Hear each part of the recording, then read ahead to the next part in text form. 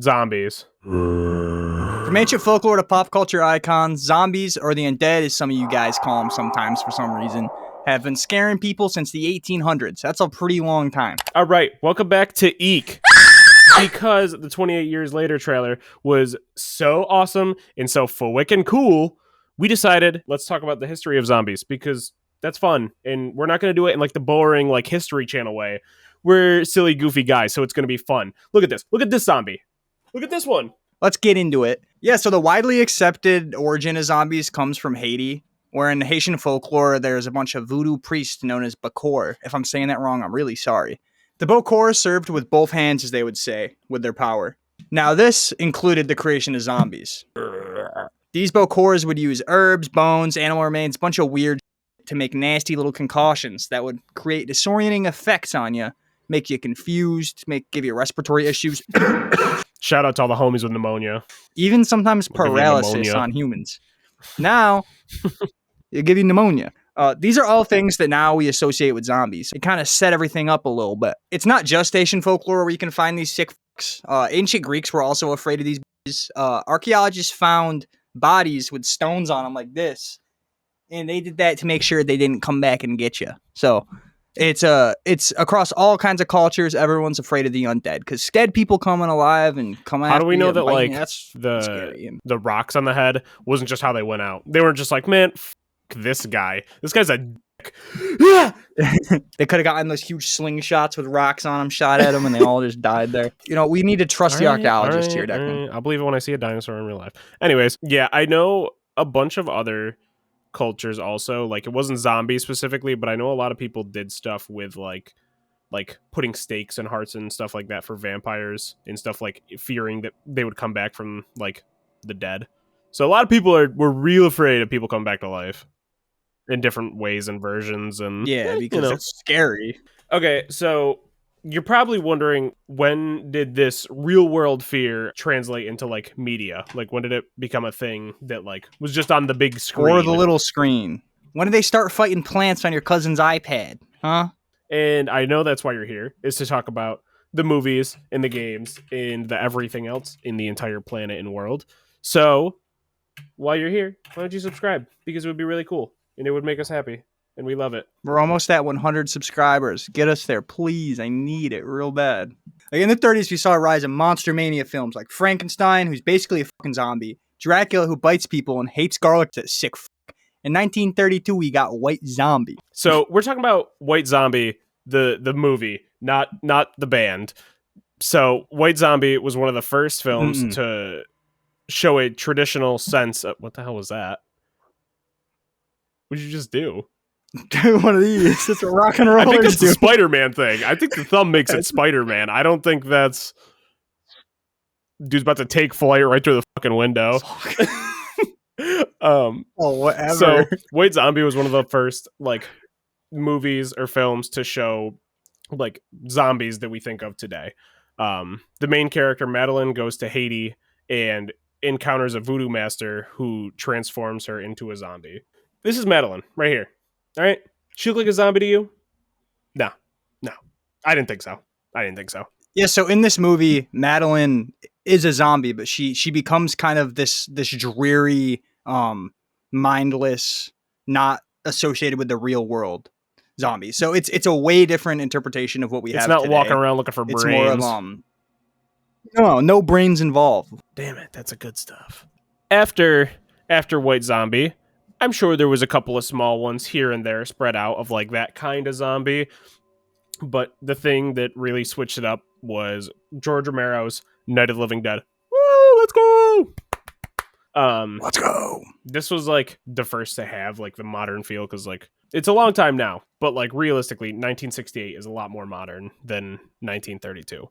So, you know, it's definitely very different in yeah, so this kind of moves it away from like the very like gothic horror aesthetic that was very popular in like the 30s and stuff like that.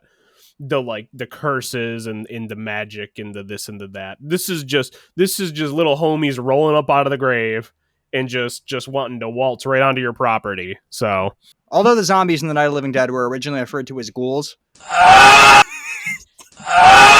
They are a major influence in shaping our modern interpretation of what the this great flick, may I add, introduced the classic image of a zombie. It's like a mindless cannibal, eats your skin and bones, don't care if they get blood on your favorite t-shirt while doing it either. I like my favorite t-shirt. My favorite t-shirt's really cool. So everyone likes their favorite t-shirt. From there, the zombie craze went boom. Insert Costco guy with boom fire explosion followed by dog side-eye meme. Boom, boom, boom. Get out! With films like Dawn of the Dead, Day of the Dead, 28 Days Later, Shaun of the Dead. Wow, they say dead a lot, don't they? So this wave created like a cultural boom of like flesh-eating, funky little dudes. Like they were everywhere, bro. Like literally, you couldn't escape them. And I know you know what I'm talking about because there was that good like 6 years where everyone was just so goddamn sick of zombies. Not a damn filmmaker on the planet dared make a zombie movie. All right, so some of the best ones from the big boom was stuff like The Last of Us, One of the Goats.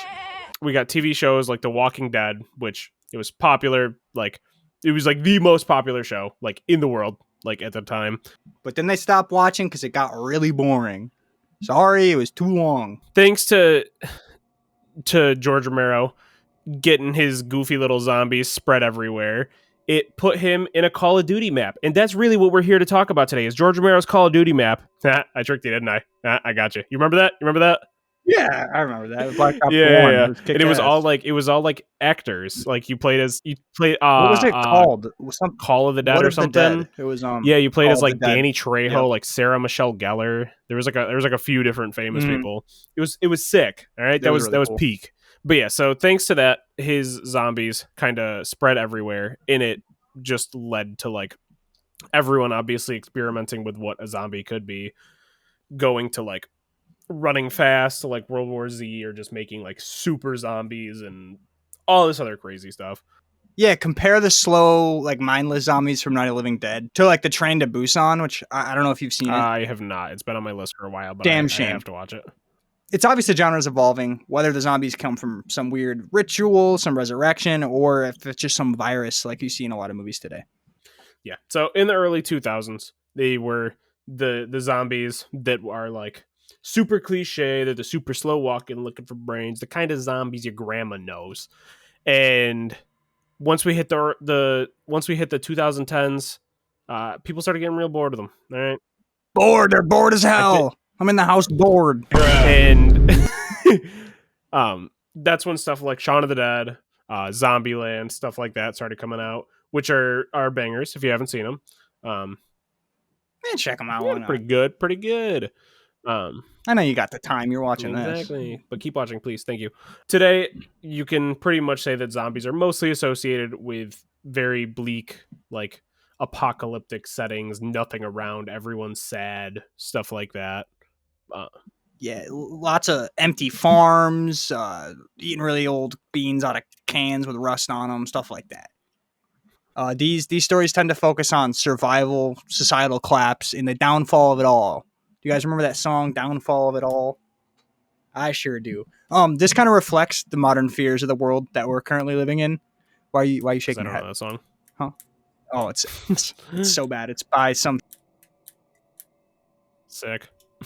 This kind of reflects modern fears that people are feeling in the world, which is why zombies are here to stay. They're not going anywhere. Yeah, that's why within recent years it's been such a popular thing.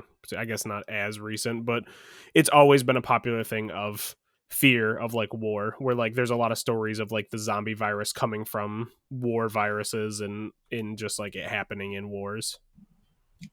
Mm-hmm.